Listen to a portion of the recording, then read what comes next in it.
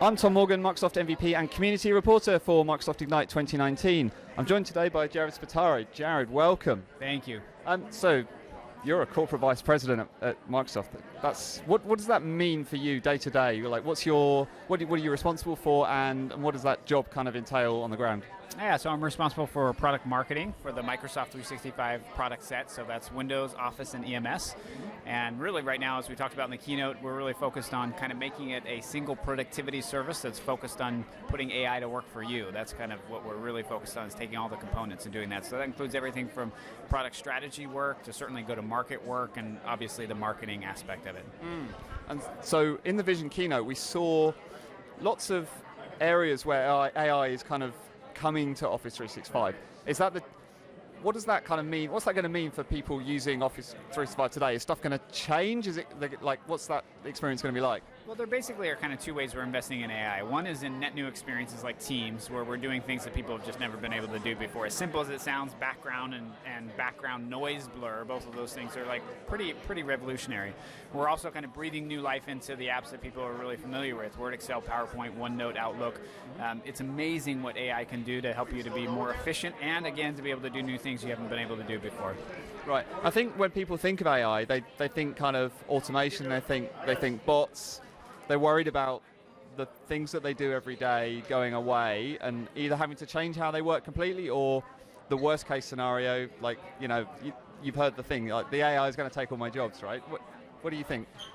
From our perspective, AI can do a lot more to help people than it will do to take away jobs. So again, if I go over some things people may not think of as AI, a background blur, background noise blur, taking a picture of a printed page and turning that into real text and numbers. All of those things require AI. Also we've introduced this thing called, it's essentially a scheduling engine with Cortana that allows you to CC Cortana as you set up meetings with people, and she actually will act as if she's a human resource, a human assistant, to help you schedule meetings across multiple people. Yeah, I heard that, and I haven't had a chance to kind of dig into the detail behind that. Is that what used to be calendar.help, and is it going to come to everybody in Outlook? Yes, that's exactly right. Yes and yes. Perfect. And the idea behind it is, many people around the world are lucky enough to have assistants, but many more people are not lucky enough to have assistants, and we think that we can use AI to provide that assistance for them. Awesome, got it. So the other big thing we're kind of seeing is Microsoft Teams becoming this operating system for work, how we do business. More and more, it kind of seems like some of the other workloads in Office 365, they're coming into Teams. So is that a kind of a directional path Microsoft take? Is that like a conscious decision? It is. We like to think of it as a hub for teamwork, not just as a marketing slogan. That's actually a product strategy. What I would say that I've noticed as we've gone out and done the user research is that we've definitely seen that the different brand names are a pretty heavy cognitive load for people to understand. Outlook and Yammer and Teams and like all OneDrive and SharePoint.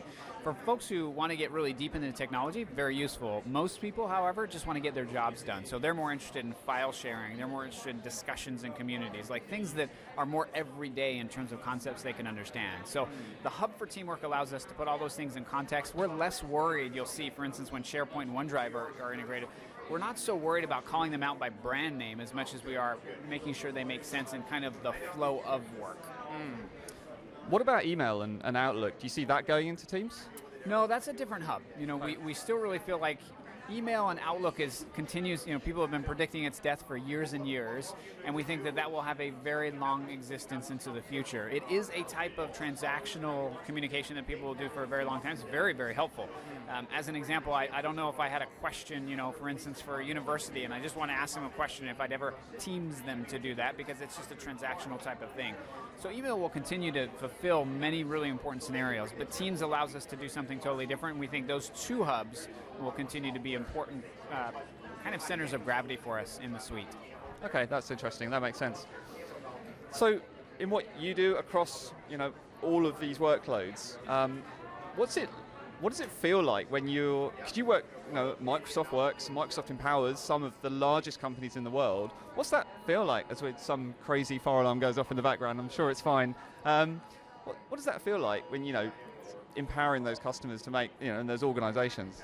One of my favorite things to do is when I'm on an airplane, just to walk down the aisles and very quickly glance and see all the people that are using our products in one way or another. I just love to see. I see doctors, I see nurses, I see accountants. And I really love that.